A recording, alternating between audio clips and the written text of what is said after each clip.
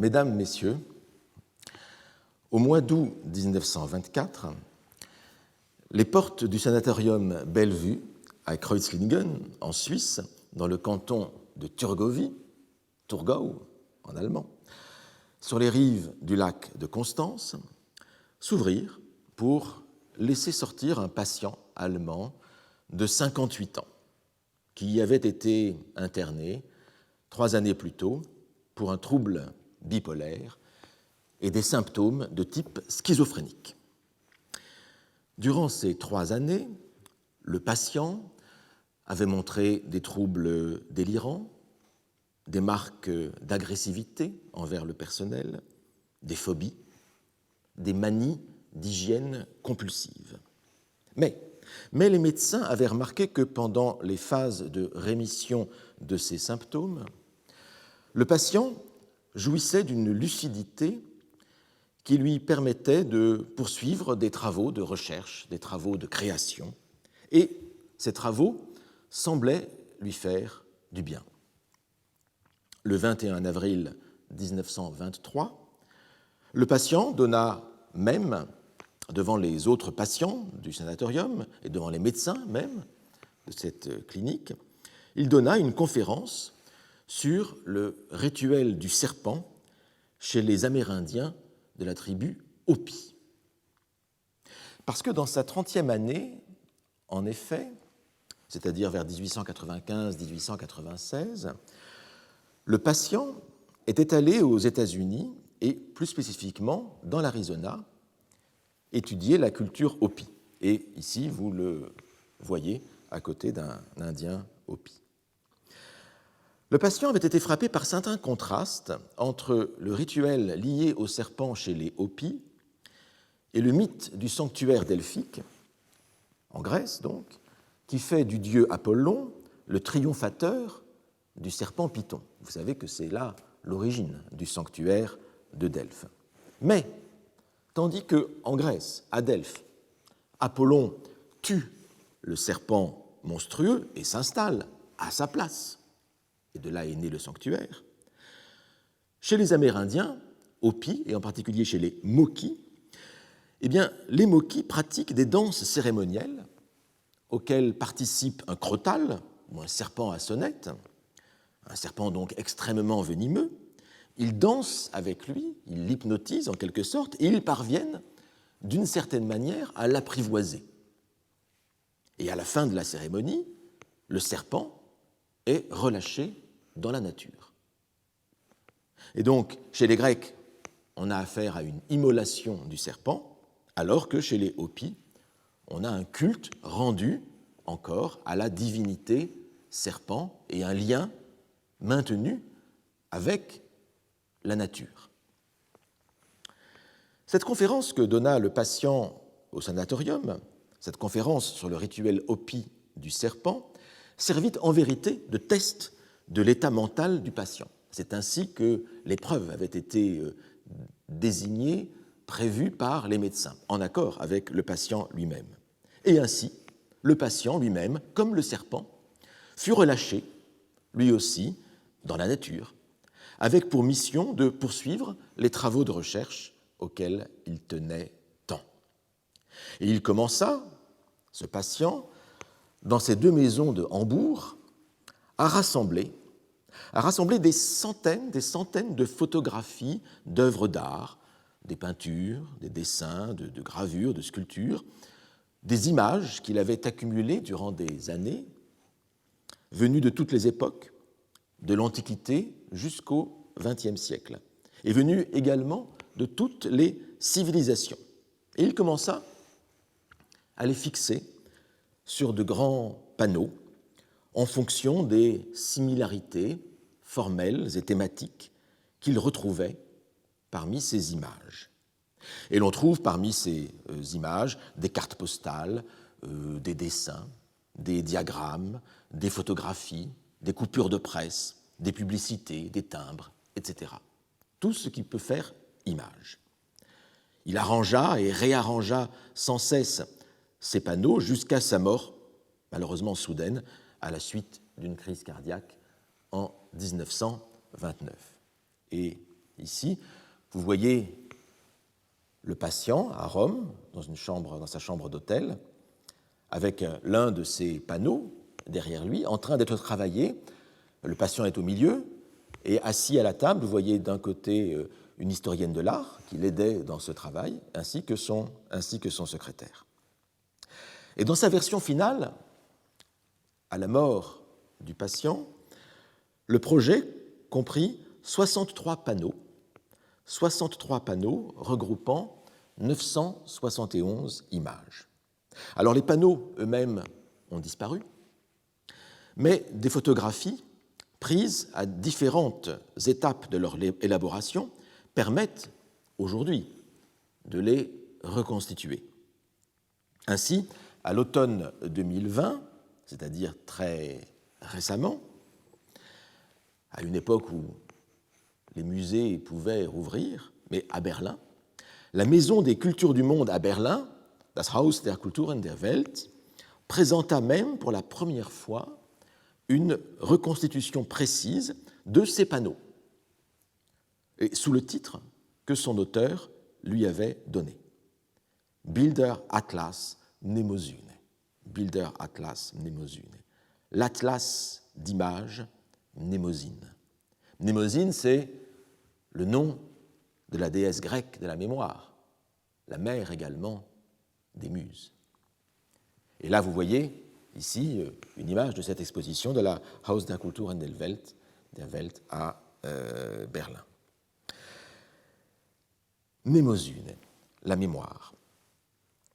Et en effet, dans ce travail inachevé, que le patient souhaitait compléter par un livre, mais maintenant le patient, je vais le nommer, et vous l'avez tous en partie reconnu, c'est évidemment Aby Warburg. Aby Warburg, patient, l'un des patients les plus célèbres du XXe siècle en psychiatrie. Aby Warburg cherchait, à travers ses panneaux, à poursuivre deux concepts clés, à les définir, à les préciser.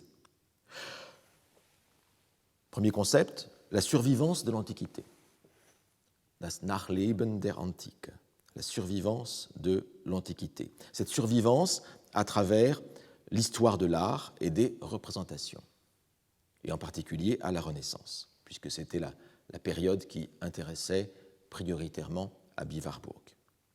Et le deuxième concept qui l'animait dans la constitution de ces panneaux d'images, c'est ce qu'il appelle, de manière plus énigmatique peut-être, les formules de pathos, ou les formules émotionnelles, pathos-formeln, les formules de pathos, les formules émotionnelles, qui se retrouvent dans toutes les cultures.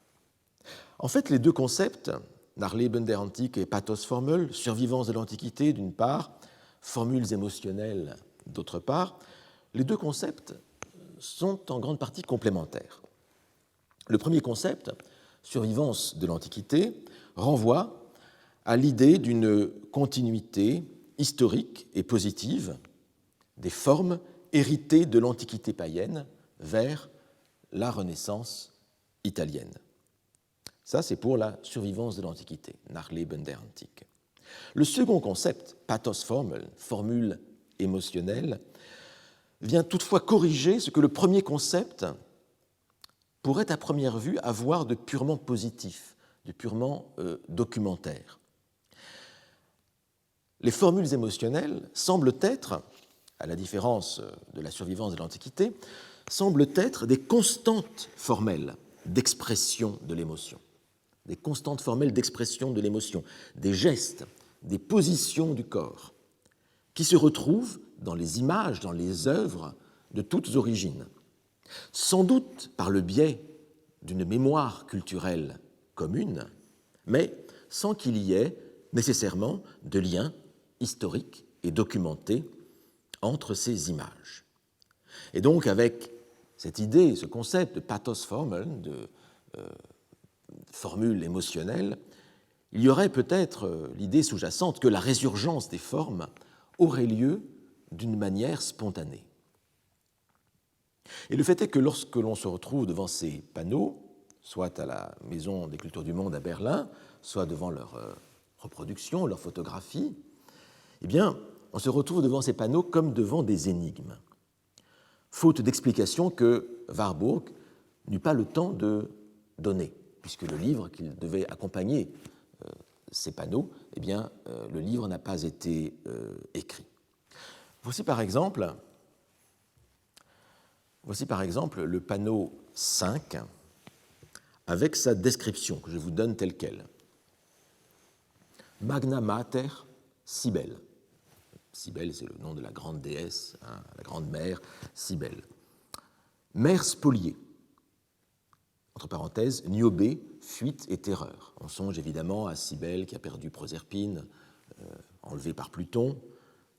On pense à Niobé, effectivement, spoliée de ses enfants. Mère exterminatrice. Femme furieuse, entre parenthèses, insultée. Et puis, entre parenthèses encore, Ménade, Orphée, Panthée. On voit bien ici la logique. Hein.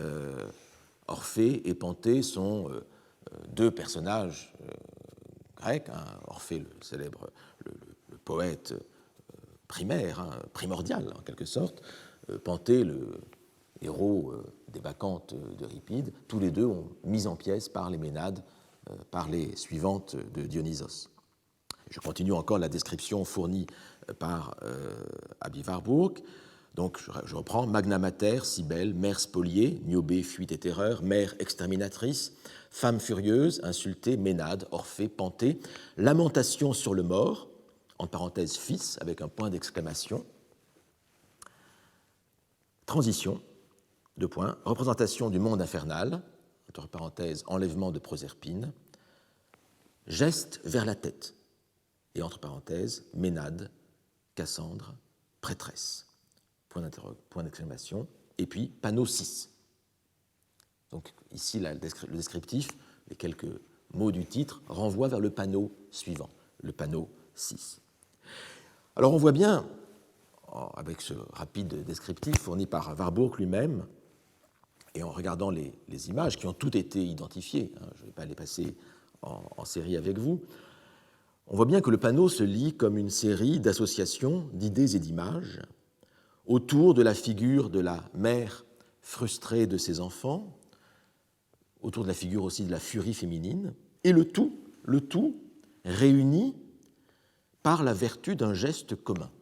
Un geste commun, la fameuse pathos formel, hein, la formule émotionnelle, la formule de pathos. Et ce geste commun, c'est la main levée vers la tête que vous voyez ici, dans ces figures. Également, et là aussi, et ainsi dans d'autres détails qui sont moins visibles ici. Et une transition, comme je vous l'ai dit, est préparée vers le panneau 6. Les panneaux forment ainsi série. Il y a unité, cohérence à l'intérieur d'un panneau, en principe, et il y a continuité vers les panneaux voisins. C'est-à-dire que l'association d'images est sans fin. Sans fin est l'association d'images. Par principe, cette association d'images est intarissable. C'est le mouvement d'un esprit en libre association, comme une psychanalyse qui se déroulerait sous nos yeux, hein, de manière visuelle. D'autres panneaux sont plus énigmatiques que celui-ci. Un exemple, le panneau 47. J'en lis encore la description fournie par Warburg. La nymphe comme ange gardien et comme chasseresse de tête. Transport de la tête. Le retour du temple comme protection de l'enfant à l'extérieur. Image de Tobie en image votive. Voilà, ça se termine là. Alors là, on voit effectivement un passage de l'image des nymphes, les nymphes sur lesquelles Warburg a écrit et qui l'ont énormément obsédé. L'image de la nymphe à celle de Tobie, ou du moins de l'ange Raphaël, qui dans la Bible, vous vous en souvenez, accompagne l'enfant Tobie. Mais ce passage de la nymphe à Tobie s'impose de manière moins spontanée, peut-être purement formelle ici, même si l'on peut travailler à retrouver la logique sous-jacente. Et ici en particulier, avec ces images de Raphaël accompagnant Tobie, eh bien, Aby Warburg a cherché aussi à collecter des images qui étaient fréquentes au XVe siècle à Florence, les images du Tobiuzzolo, comme on les appelait, qui sont peut-être des images votives dédiées par des parents qui envoyaient leurs enfants en voyage. Et donc on leur donnait ces images pieuses pour s'assurer que les enfants accompliraient leur voyage sains et saufs. Et donc on a là le souvenir d'une enquête faite par Warburg lui-même, qui a accumulé ces images votives. Voilà pour le panneau 47. Il existe encore des panneaux plus originaux. Ainsi, le panneau 77. 77, je vous ai dit qu'il y avait 63 panneaux, mais en vérité, il y a des panneaux qui manquent. Nous avons 63 panneaux qui manquent, mais qui nous ont été conservés, mais la série n'est pas complète. Il y a des panneaux manquants. J'y reviendrai. Voici le panneau 77. J'en lis encore le descriptif. Delacroix, Médée et infanticide. Timbre, 2 points, Barbade, donc les timbres venus des îles des Barbades. Quoiségo, donc qui renvoie au fameux vers de Virgile dans l'Énéide, où c'est Neptune qui entre en fureur, Quoiségo, et puis il ne termine pas la phrase. Cela, je m'en vais les... Bon, voilà. Donc Neptune, puis timbre, continue encore, France, Semeuse, le fameux timbre de la Semeuse, le français, Aréthuse, Niké, la déesse Niké, et le petit Tobias dans la publicité. On retrouve ici Tobie ou Tobias. Monument à Hindenburg, le maréchal allemand, monument à Hindenburg comme apothéose inversée. Et là, il faut comprendre, sans doute, parce on ne le voit pas ici sur la figure, mais sur le monument, il y a un aigle, mais non pas un aigle qui monte, mais un aigle qui descend, ce qui explique cette expression d'apothéose inversée. Et puis, Goethe, 24 jambes, un peu mystérieux. Peut-être un timbre aussi, à voir dans le détail. Très mystérieux ce tableau, ce panneau 77, où l'on remarque, entre autres, à côté de la Médée de Delacroix, à côté du massacre de Chios de Delacroix, qui sont sur le panneau, on remarque aussi des timbres français, des timbres venus des Barbades. Il y a aussi des publicités pour une crème cosmétique, des publicités pour du papier hygiénique, les horaires d'une compagnie de bateaux de la mer du Nord, un prospectus pour un livre italien de recettes à base de poissons, et aussi, plus étonnant encore,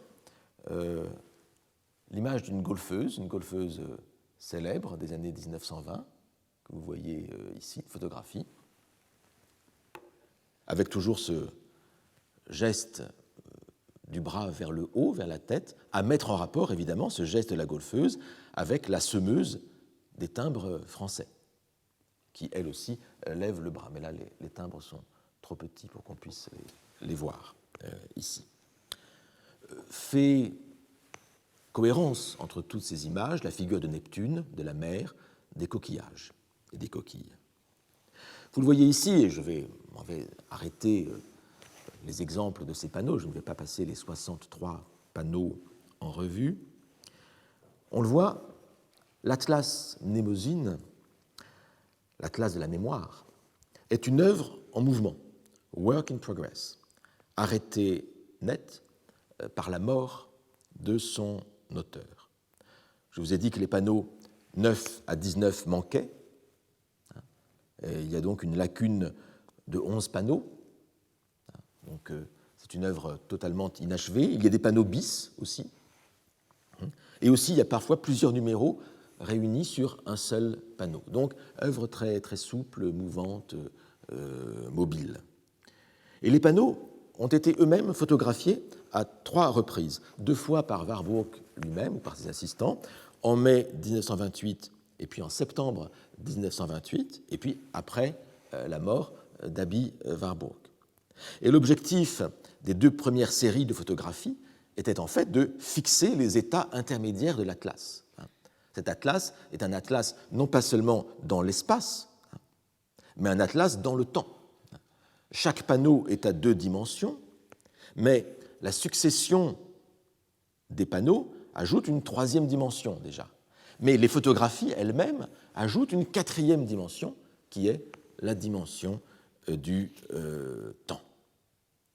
Et donc, en réalité, ces panneaux se présentent moins comme une reconstitution historique que comme les représentations mentales de Warburg lui-même. C'est son cerveau, c'est sa propre mémoire qui fonctionne sous nos yeux par le biais de ces images rassemblées. C'est un esprit qui construit ses réseaux, une araignée qui tisse sa toile, pour reprendre une image parfois chère à Valéry. Atlas Mnémosyne, il faut l'entendre non tant seulement comme l'atlas d'une mémoire commune, d'une mémoire culturelle, collective, mais aussi comme celui d'une mémoire individuelle, celle d'un historien de l'art né à Hambourg en 1866 et mort dans ce même Hambourg en 1929. Une mémoire individuelle qui rassemble tout au long de sa vie des éléments qu'on met dans des boîtes qui ensuite reviennent à la mémoire et sont affichés sur les tableaux, sur ces panneaux, comme ces publicités pour des crèmes, pour des cosmétiques. Et donc on a affaire à une double géographie mentale, une géographie mentale de la culture visuelle occidentale d'un côté et la géographie mentale d'un historien de l'art de l'autre côté. Plus précisément, on a affaire à la géographie mentale de la culture visuelle occidentale perçue par un esprit singulier qui lui donne sa forme, dont nous pouvons bénéficier. Il n'y a pas de forme qui ne soit donnée par une subjectivité. Et on retrouve ici l'idée de l'idéalisme allemand, dans lequel finalement Warburg se situe. L'Atlas Mnémosyne est une carte mentale. Et c'est à ce titre que cette carte mentale, cet atlas, intéresse depuis de nombreuses années non seulement les historiens de l'art, mais les artistes, les écrivains, les penseurs, et parmi ces penseurs, ces artistes, ces écrivains, je voudrais nommer en premier quelqu'un qui a beaucoup écrit sur Warburg, qui est Georges Didier Huberman. L'œuvre de Warburg informe de très loin, de très profond, le travail de Georges Didier Huberman. Cet atlas Mnémosyne est une bibliothèque d'images organisée selon les réseaux de la mémoire. Il en existe un équivalent aujourd'hui fourni par l'actuel Institut Warburg, qui est le Warburg Institute Iconographic Database, la base de données iconographiques de l'Institut Warburg, qui est accessible en ligne et qui est tout à fait intéressant, qui permet là aussi d'interroger de manière thématique ou formelle des images, d'interroger des concepts, des notions et de trouver les images correspondantes. Je vous invite à vous connecter à cette base de données accessible gratuitement en ligne et fournie par l'Institut Warburg. Mais ce qui est valable pour cette base de données iconographique ou pour ces panneaux de l'Atlas Mnémosyne d'Aby Warburg lui-même, il en va de même aussi, ou presque, pour les 60 000 volumes de la bibliothèque d'Aby Warburg. Une énorme bibliothèque, 60 000 volumes, car Aby Warburg utilisa pour constituer cette bibliothèque les fonds de l'héritage familial. Le frère cadet d'Aby, Max, raconte qu'à 13 ans, Aby, qui était déjà passionné de lecture et de livres, Aby, qui était l'aîné, lui offrit à son frère cadet son droit d'aînesse, non pas comme Ésaü contre un plat de lentilles, mais contre la promesse que Max achèterait à Aby tous les livres qu'il voudrait. Donc il lui donnait tout l'héritage, mais à condition que Aby pourrait acheter tous les livres qu'il voudrait. Et le fait est que, en gros, c'est ce qui s'est passé. Aby s'est consacré à l'histoire de l'art, il n'a pas repris l'entreprise, le commerce familial, et il fonda à Hambourg, dans les années 1910, dans la maison voisine de la sienne, mitoyenne, un premier institut destiné à accueillir sa bibliothèque énorme et à l'ouvrir aux chercheurs. Ce fut le premier institut Warburg, institut qui fut fréquenté alors par des noms qui allaient devenir, qui étaient célèbres, grands noms de l'histoire de l'art ou de la pensée du XXe siècle, Ernst Cassirer, Erwin Panofsky ou Gershom Scholem, pour ne citer que ces noms. Quand les nazis prirent le pouvoir, c'était après la mort de Warburg, puisque Warburg était mort en 1929, eh bien, la bibliothèque fut envoyée à Londres, une assez grosse expédition, vous imaginez, et l'institut complet y fut transféré, puis incorporé à l'université de Londres, où il existe toujours, comme un centre de référence inégalé sur l'histoire de l'art de la Renaissance et sur l'histoire de la tradition classique, au cœur du quartier de Bloomsbury, un centre qui a été en difficultés financières dans les dernières années, mais apparemment, si j'ai bien compris, maintenant ces difficultés sont réglées et de gros investissements ont été faits pour permettre la survivance, si je puis dire, das Nachleben de l'Institut Warburg, et je m'en réjouis. Mais lorsqu'on regarde le catalogue de la bibliothèque, là vous voyez ici la bibliothèque à l'époque à Hambourg, le catalogue de la bibliothèque actuelle, inspiré du catalogue de l'époque, constitue en vérité une thèse à lui seul, une véritable vision du savoir.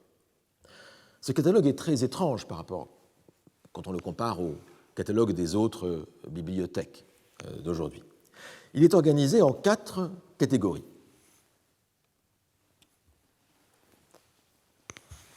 Quatre catégories. Image, image, word, parole, orientation, orientation, et action, action. Image, parole, orientation et action. Et ces 4 catégories, le catalogue les décrit de la manière suivante. Image, alors on est au premier étage de l'immeuble, puisque l'Institut Warburg à Londres occupe un immeuble entier. Vous avez le premier étage, c'est l'étage de l'image. C'est ce qu'on nomme ailleurs, en fait, ce qu'on nommerait ailleurs l'histoire de l'art. Mais la catégorie, nous dit le catalogue, vise à étudier, je cite, la rémanence des symboles et des images dans l'art et l'architecture de l'Europe. Vous prenez l'escalier ou l'ascenseur, vous montez au 2e étage. Et là, vous arrivez à l'étage de la parole, word, qui regroupe la littérature et les textes antiques pour étudier, je cite, la persistance des motifs et des formes dans les langues et littératures occidentales. Vous montez encore un étage, et au 3e, et même un peu dans une partie du 4e étage, vous vous trouvez dans le secteur de l'orientation. Orientation, ce secteur fournit tout le matériel permettant de retracer, je cite, la transition progressive dans la pensée occidentale des croyances magiques à la religion, la science et la philosophie. La transition depuis les croyances magiques jusqu'à la religion, la science et la philosophie. Et c'est ici, me semble-t-il, que le regroupement, avec ce terme orientation, c'est ici que le regroupement est le plus original, puisqu'on trouve à la fois la religion, la philosophie, la science et la magie. Et la magie, que vous retrouvez, du reste, regroupée dans la section F au 4e étage, puisque la section orientation déborde un petit peu sur le 4e étage, là, qui est faussement en rouge, clairement. Mais peut-être parce qu'il fait transition avec la dernière catégorie. Et effectivement, la dernière catégorie, qui elle se trouve regroupée au 4e étage, action, réunit l'histoire et les sciences sociales. Il s'agit, je cite, d'étudier la survivance et la transformation des anciens modèles dans les coutumes sociales et dans les institutions politiques. La survivance et la transformation des anciens modèles dans les coutumes sociales et les institutions politiques. Ce qui est ici tout à fait remarquable, c'est la coïncidence d'un classement intellectuel et d'une géographie de la bibliothèque. Passer d'un étage à l'autre, c'est monter de l'image à la parole, puis de la parole à l'orientation, et enfin de l'orientation à l'action. Et en quelque sorte, c'est tout le substrat de la conscience occidentale qui est ainsi cartographiées dans un immeuble bibliothèque. On part des représentations mentales les plus brutes, les images, on pourrait même les imaginer dans le sous-sol, mais ici, dans le sous-sol, c'est plutôt des périodiques qu'ils ont mis, il y a quand même des contraintes matérielles, mais enfin, on imagine bien les images qui sont dans le tréfonds de la conscience. Donc on part de ce qu'il y a le plus bas, le plus profond, on les purifie par le langage, on monte un étage, on élabore à partir de là des représentations du monde, c'est l'étage orientation, et enfin, on construit une société. Et donc, c'est pour ainsi dire une histoire abrégée de l'humanité qui est ainsi présentée, enfin du moins une conception de l'histoire. J'entends bien. La bibliothèque de l'Institut Warburg fournit ainsi l'exemple parfait d'une thèse historique assumée par le catalogue lui-même, à savoir que les images sont au fondement de toute la civilisation occidentale et que tout dans la civilisation se déploie à partir des images. La bibliothèque Warburg se propose ainsi comme une représentation dynamique de la conscience humaine en évolution. Et quant à l'Atlas Mnémosyne, c'est lui-même une représentation du cerveau d'Abi Warburg en personne. C'est en quelque sorte, cet Atlas Mnémosyne, une excroissance cérébrale matérialisée sur 63 panneaux en mouvement permanent. Alors, si Abi Warburg, en août 1924, a pu franchir les portes du sanatorium Bellevue, c'est parce que le travail intellectuel dans lequel il se lançait lui permettait de déplacer à l'extérieur de lui la coupure schizoïde qu'il ressentait à l'intérieur, en lui-même. L'Atlas fut une projection de son cerveau, et comme un second cerveau déployé dans le monde visible. Et quant à sa bibliothèque, elle figurait le mouvement même de la conscience humaine déployée dans l'histoire. C'était comme une manière d'extérioriser les symptômes schizophréniques tout en s'en délivrant. Une catharsis, en quelque sorte. La bibliothèque de l'Institut Warburg est ainsi un cas extrême d'organisation des livres sur le modèle d'un esprit et sur le modèle d'une représentation du monde. Mais elle ne fait, cette bibliothèque, qu'illustrer, d'une façon évidemment particulièrement exemplaire, elle ne fait qu'illustrer le cas général que j'ai commencé à voir avec vous dans les séances précédentes, ce cas général qui consiste à poser que tout classement des livres procède d'une vision mentale, sauf que ce classement des livres et ce fondement mental du classement n'est pas toujours assumé d'une manière aussi consciente, aussi visible, aussi évidente que dans la bibliothèque de l'Institut Warburg ou que dans l'Atlas Mnémosyne. Mais c'est un cas exemplaire. Cas exemplaire du principe selon lequel la bibliothèque est la forme visible d'une organisation mentale. Alors, cette affinité de la bibliothèque avec le fonctionnement de la mémoire était affirmée de manière patente par Gabriel Naudet. Gabriel Naudet, qui fut l'un des plus grands noms de la tradition bibliothéconomique française et européenne à l'âge classique. Gabriel Naudet était un lettré au XVIIe siècle, familier des cercles libertins. Alors, libertin, peut-être seulement au sens du libertinage érudit, tel que le nommait René Pintard, mais cette catégorie du libertinage érudit au XVIIe siècle, ce libertinage érudit qui serait distinct du libertinage des sens, cette catégorie de libertinage érudit est elle-même assez sujette à discussion.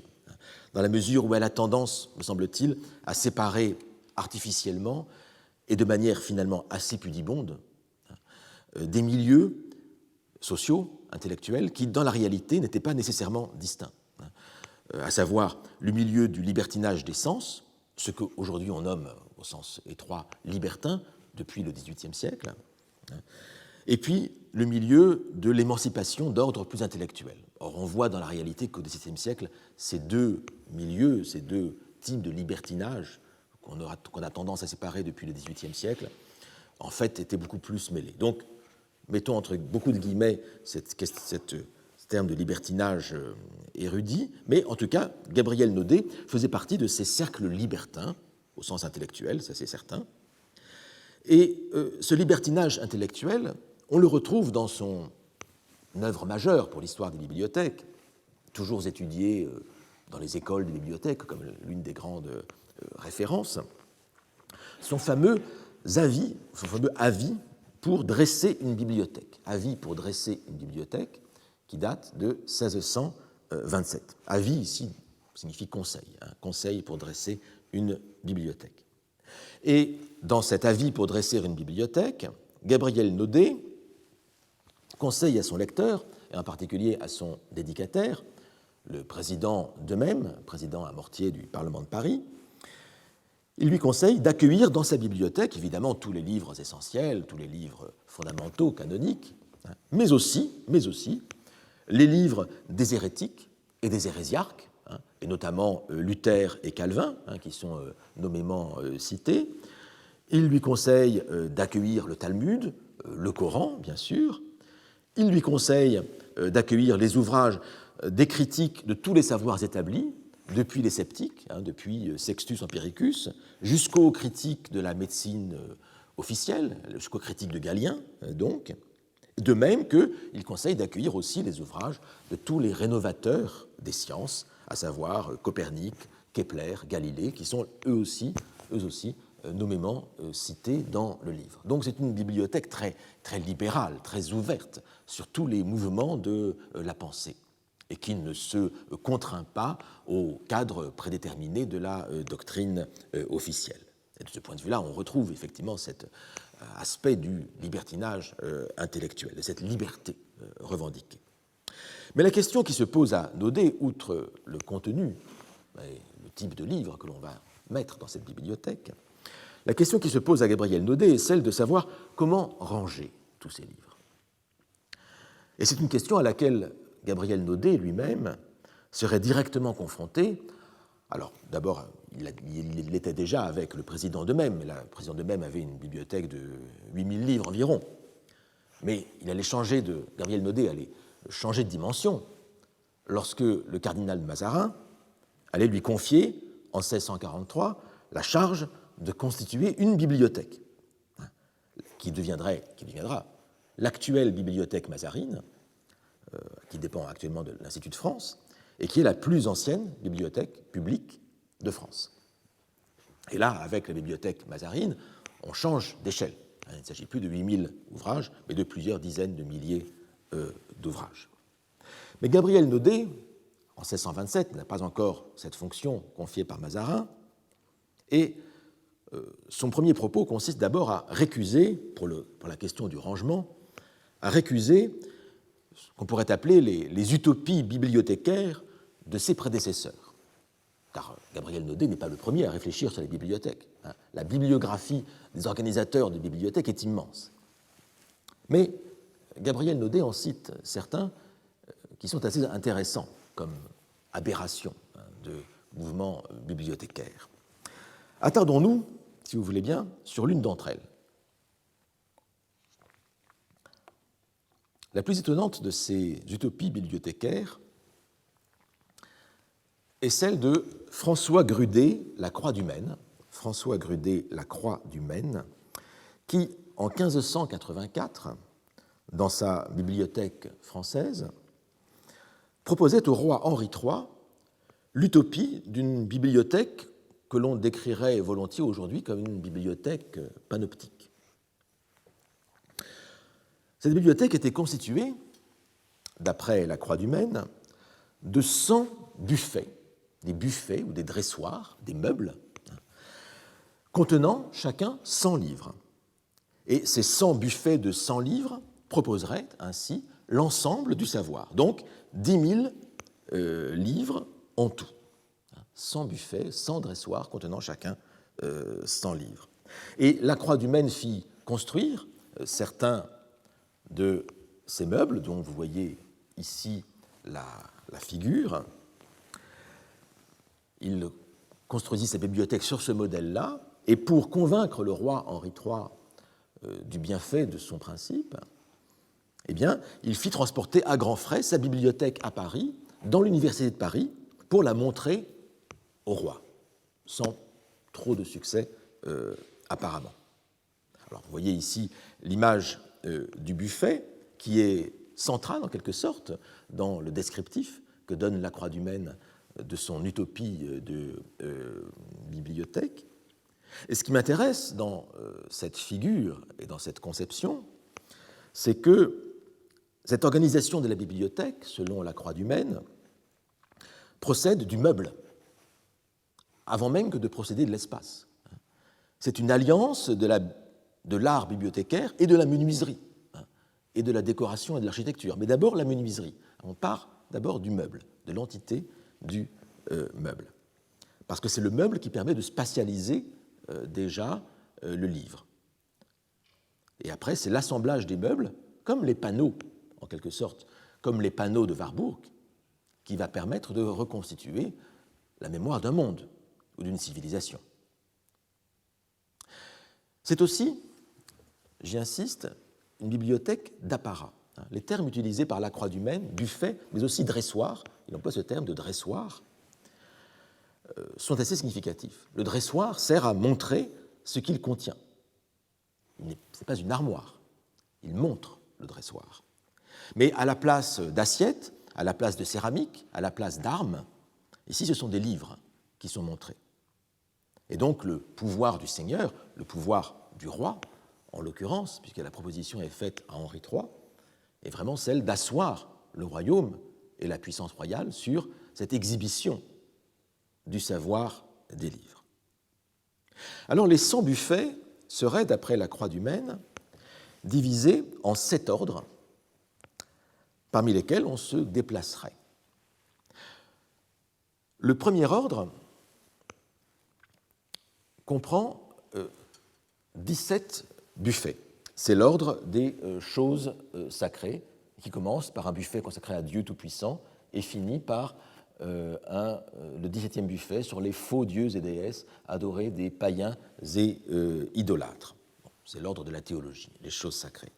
Le deuxième ordre comprend ici 24 buffets touchant les arts et sciences, c'est-à-dire la théologie, le droit, la médecine, la philosophie, les mathématiques, les arts libéraux, il est question de l'art oratoire, de la grammaire, l'ornement de la langue française, les langues étrangères également, le droit, la police temporelle ou séculière, les arts et sciences d'hommes libres, arts et sciences réprouvés, arts vils et mécaniques, les 9 muses, les vies des hommes doctes de France, les hommes doctes étrangers. Donc on arrive à la métascience avec la vie des grands lettrés et des savants. Le troisième ordre comprend 21 buffets. 21 buffets contenant la description de l'univers, tant en général qu'en particulier. Donc c'est la description de l'univers géographiquement, depuis la création du monde et de ses éléments. Une grande place est attribuée à la France, évidemment, la France et les Gaules et ses illustrations, l'histoire des Français ou Gaulois, et puis les autres pays arrivent à la fin de cet ensemble de buffets de ce troisième ordre.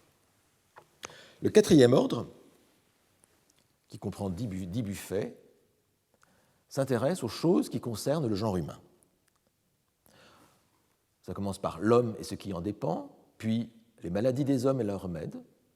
Buffet 65, intéressant, les femmes illustres et autres.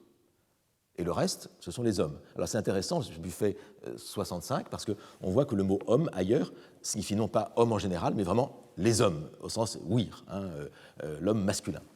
Donc ça va un peu contre l'idée que le mot homme aurait toujours le sens neutre qu'on se plaît parfois à lui donner.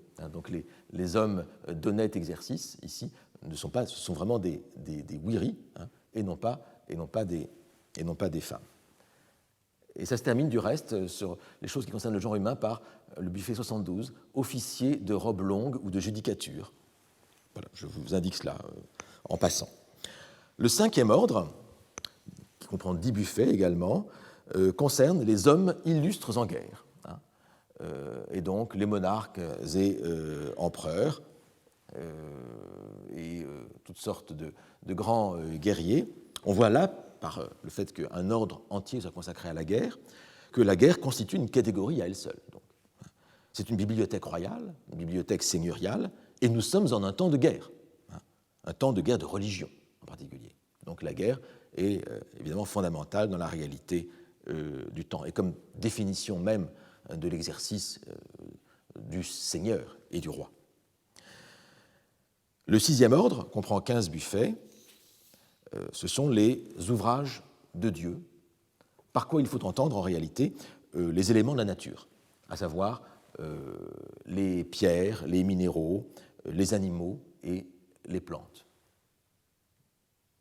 Et enfin, le 7e et dernier ordre, qui comprend 11 buffets,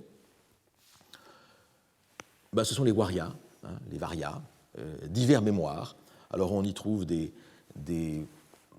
portraits, des mémoires particuliers ou de conséquences, des livres de toutes sortes de portraits ou figures, des livres de recréation, peut-être ce que nous appellerions nous littérature, mais la littérature, la poésie était déjà présente dans le 2e ordre, dans les arts et les sciences. Le paradis, purgatoire et enfer, et la fin du monde, c'est le dernier buffet, qui évidemment se termine sur la fin du monde, dans une sorte d'homologie entre l'organisation des buffets et l'organisation même de l'histoire du monde. Alors, j'ai un petit peu insisté en passant, et de manière un petit peu distrayante et divertissante, mais la classification est quelque chose d'étrange, vous vous en rendez compte. Elle évoque assez, cette classification de la Croix du Maine, elle évoque assez la taxinomie de cette fameuse encyclopédie chinoise imaginée par Jorge Luis Borges, que vous connaissez sans doute. Je cite, c'est dans les autres inquisitions, dans ce texte intitulé La langue analytique de John Wilkins. Ces catégories ambiguës, superfétatoires, déficientes rappellent celles que le docteur Franz Kuhn attribue à certaines encyclopédies chinoises intitulées « Le marché céleste des connaissances bénévoles ». Et dans les pages lointaines de ce livre, il est écrit que les animaux se divisent en petit a, appartenant à l'empereur, petit b, embaumé, petit c, apprivoisé, petit d, cochon de lait, petit e, sirène, petit f, fabuleux, petit g, chiens en liberté, petit h, inclus dans la présente classification, petit i, qui s'agitent comme des fous, petit j, innombrables, petit k, dessiné avec un très fin pinceau de poils de chameau, petit l, etc., petit m, qui viennent de casser la cruche, petit n, qui de loin semblent des mouches. Bon, ici on a une insistance très forte sur une classification aberrante. Pourquoi est-elle aberrante? Et pourquoi surtout les problèmes des buffets de la Croix du Maine sont-ils un peu semblables à ceux de cette encyclopédie chinoise imaginaire, imaginée par Borges? D'abord parce que il y a dans les buffets de la Croix du Maine et dans les ordres qu'ils constituent à partir de ces buffets, dans les 7 ordres, il y a une hiérarchisation problématique. Pourquoi le 5e ordre, à savoir l'ordre qui porte sur la guerre, n'est-il pas inclus dans le 4e ordre qui porte sur le genre humain? Puisqu'il y a les gens de robe se trouvent déjà dans le 4e ordre, pourquoi faire une excroissance particulière sur les gens de guerre? Ce n'est pas logique. On peut, en dignité, c'est compréhensible peut-être, mais du point de vue logique, ce n'est pas compréhensible. Donc la hiérarchisation est problématique. Il n'y a pas non plus à l'intérieur de chaque ordre d'homogénéité. vous avez dans le quatrième ordre, sur le genre humain par exemple, les maladies et les femmes illustres qui sont mises sur le même plan, ainsi que les gens de robe par exemple. Bon. Il y a un principe également d'exclusion mutuelle qui n'est pas respecté et qu'on devrait avoir dans une bonne classification. Ainsi, dans le septième ordre, les ouvrages sur le paradis ou sur le purgatoire et l'enfer ou la fin du monde devraient apparaître plutôt dans le premier ordre, à savoir celui qui porte sur les choses sacrées. La médecine, quant à elle, se trouve à la fois dans le deuxième ordre, sur les arts et les sciences, et dans le quatrième ordre, ce qui porte sur le genre humain. Donc, les buffets de la croix du Maine, leur logique, leur cohérence n'est pas très convaincante, et c'est sans doute l'une des raisons pour lesquelles la croix du Maine n'eut pas énormément de succès avec le roi Henri III. Et puis il y a également, et je voudrais attirer votre attention là-dessus, il y a également un problème de discordance entre l'idéal du projet, annoncé verbalement par la croix du Maine dans le discours qui l'accompagne, et sa réalisation concrète, sa réalisation, j'allais dire, numérique ou arithmétique. Parce qu'il y a en fait un problème de nombre ici qui se pose et que vous avez peut-être déjà remarqué. Dans son discours, que vous avez ici, mais vous avez d'autres pages où il en parle, la croix du Maine annonce 100 buffets de 100 livres chacun. Or, il ne vous a pas échappé qu'en réalité, dans la liste des buffets complète, vous n'avez pas 100 buffets, vous en avez 107. 107 buffets. Et c'est-à-dire qu'il y a un surplus de buffets, un surplus de dressoirs. C'est-à-dire qu'il y a 10 700 livres en tout, au lieu de 10 000 qui étaient annoncés. Ce qui, du point de vue symbolique, est tout de même ennuyeux. Et puis, les 7 ordres. Alors, le chiffre 7 est un chiffre intéressant, symbolique, magique, tout ce que vous voulez. Mais les 7 ordres en lesquels ces buffets sont répartis ne manifestent aucune régularité quant au nombre de buffets regroupés. Le premier ordre comprend 17 buffets, le second 24, ensuite 21, 10, 15, 11. Voilà, aucune harmonie, aucun dans les chiffres de cette nombre de buffets par ordre. Mais j'allais dire, la forme même de chaque buffet est problématique. Et je reviens ici au buffet de base, au dressoir. Chacun, vous le constatez, alors il faudrait s'attarder sur l'ornementation, la fleur de lys, les monogrammes que vous avez en bas, les croix qui sont présentes, croix florencées, etc. Bon, je n'en fais pas ici explication, mais quelque chose qui est plus intéressant pour nous peut-être, qui est l'organisation des étagères. Chaque buffet est composé de 4 étagères, l'une au-dessus de l'autre, divisées en 3, ce qui constitue 12 casiers. Or, 100, le chiffre 100, qui est le chiffre de livres contenu dans le buffet en principe, le chiffre 100 est divisible par 2, il est divisible par 5, par 10, par 20, par 25, mais il n'est pas divisible par 12. Il y a donc fondamentalement une irrégularité dans les nombres. Alors tout cela peut vous paraître de peu d'importance, c'est des petits détails, ces questions de nombre. Peut-être la réalité prévue ne coïncide pas avec la beauté de l'architecture idéalisée. Mais je voudrais le dire autrement. La démarche de la croix du Maine est fondamentalement une démarche empirique, en fait, et non pas une démarche théorique ou idéale. Or, l'empirie du savoir, ce savoir parcouru par le bibliothécaire, déborde de toutes parts l'idéal de régularité qu'il annonce et qui fait en quelque sorte la réclame de son projet. La bibliothèque de la Croix du Maine est caractérisée par l'excès du savoir et de la production livresque sur toute classification possible. Dans Les mots et les choses, Michel Foucault distingue d'un côté la mathésis comme science des égalités et donc des attributions et des jugements, science des équations en quelque sorte, science de la vérité, c'est le terme aussi de Foucault. Donc il distingue d'un côté la mathésis et la taxinomia. La taxinomia qui, elle, traite des identités et des différences. c'est la science des articulations et des classes.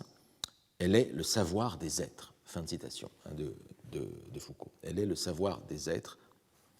On pourrait dire également la mathésis, donc le savoir en grec, ce qu'on peut apprendre, ou la doctrine. La mathésis, c'est le savoir des généralités et de l'universel.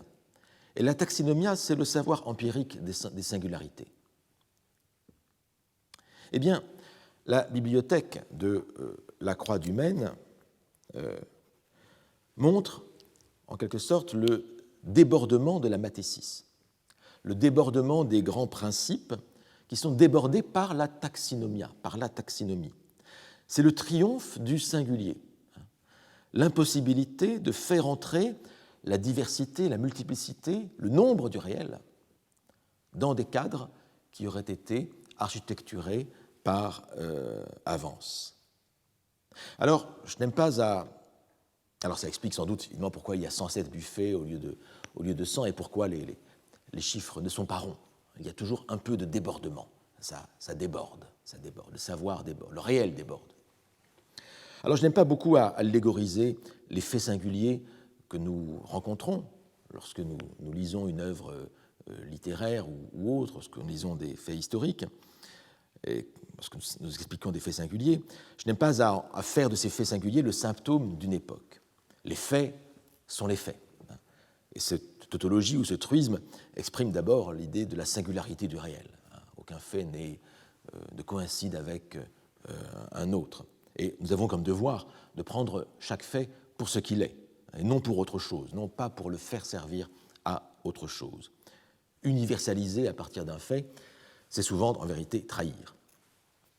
Pourtant, contre le principe que je viens d'énoncer, j'aurais tout de même tendance à voir dans cet échec de la Croix du Maine, pour constituer sa bibliothèque de manière régulière, ordonnancée, j'aurais tendance à voir dans cet échec le symptôme d'une époque à laquelle il appartient, mais d'une époque débordée par les singularités. Le royaume de France est alors débordé par l'affirmation de la religion réformée. Ce n'est plus le principe un roi, une religion, mais c'est deux religions pour un royaume. Et ça ne marche pas. Là aussi, c'est une histoire de chiffres qui ne concordent pas. Les cadres préexistants éclatent.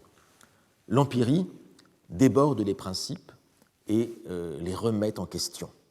L'empirie, si je puis dire, si vous me permettez le jeu de mots, l'empirie fait voler en éclats l'empire, ou l'imperium, ou la doctrine. Et moi aussi, en quelque sorte, en allégorisant ici, à partir du cas de la Croix du Maine, de sa bibliothèque impossible, en symptomatisant cette bibliothèque contre les principes que je viens d'affirmer tout à l'heure, à savoir que les faits sont les faits, qu'il ne faut pas allégoriser, moi aussi je suis également débordé par l'empirie et par les singularités de cette recherche dans laquelle je suis lancé avec vous. Et voilà pour la Croix du Maine, et je ne voudrais pas terminer non plus sans revenir à Naudet, sur lequel je reviendrai la prochaine fois, mais je voudrais revenir à Naudet, sur lequel j'ouvrirai la semaine prochaine. Mais Naudet, je vous ai dit, s'oppose à ses prédécesseurs. Il s'oppose à la Croix du Maine. Et la Croix du Maine mérite, par son aberration même, la Croix du Maine mérite qu'on s'y arrête, comme j'espère avoir réussi à vous en convaincre. Car c'est ce pseudo-ordre anarchique, cette affirmation d'un ordre pléthorique et en réalité d'un ordre impuissant et infirme, Gabriel Naudet le voit comme un cauchemar, évidemment, et il le récuse. De même qu'il récuse une autre idée qui est l'idée d'un théâtre-bibliothèque, formulée par un certain Jules Camille, il y a peut-être ici une erreur sur le nom, un bibliothèque comme théâtre. Là aussi, c'est l'équivalent du dressoir de la Croix du Maine. Donc il récuse cette idée d'une bibliothèque en représentation. Et il récuse également, et je terminerai là-dessus, très, très brièvement, il récuse une autre proposition qui est la proposition de s'inspirer du verset 66 du psaume 119, ou psaume 118, selon les Bibles, qui est celui-ci, ce verset 66. Disciplinam bonitatem et scientiam doce me. Enseigne-moi la doctrine, la vertu et la science. Enseigne-moi la doctrine, la vertu et la science. Et certains bibliothécaires avaient eu l'idée, à partir de ce verset, de constituer une bibliothèque entière, à savoir de distribuer, je cite Naudet ici, tous les livres en 3 classes et chefs principaux de la morale, des sciences et de la dévotion. La morale, c'est la vertu, bonitatem, les sciences, scientiam, et la dévotion, disciplinam, c'est la doctrine. Alors là, on n'est plus dans les 107 buffets de la Croix du Maine, on n'a plus que 3 catégories, 3 ordres, il y a eu les 7 ordres de la Croix du Maine, mais ce sont 3 catégories, cette fois à la fois beaucoup trop vastes et qui ne couvrent même pas tout le champ, selon Naudet. Et donc, cette proposition-là est impossible. Voilà les anti-bibliothèques de Gabriel Naudet. Et on voit là aussi que toute géographie mentale, tout atlas de la mémoire se construit aussi contre une autre mémoire, impossible, contre laquelle une nouvelle bibliothèque doit être instituée. Une bibliothèque se constitue aussi en opposition aux autres bibliothèques préexistantes. Et c'est ce que nous verrons la prochaine fois précisément. Quelles sont ces bibliothèques modernes dont Naudet fournit peut-être l'un des tout premiers exemples. Et je reviendrai la semaine prochaine sur Naudet, ainsi que, j'y reviendrai, je n'ai pas oublié, que je m'étais arrêté en chemin sur Dewey et les classements contemporains qui m'intéressent énormément et qui aussi nous révéleront bien des surprises. Voilà, je vous remercie. À la semaine prochaine.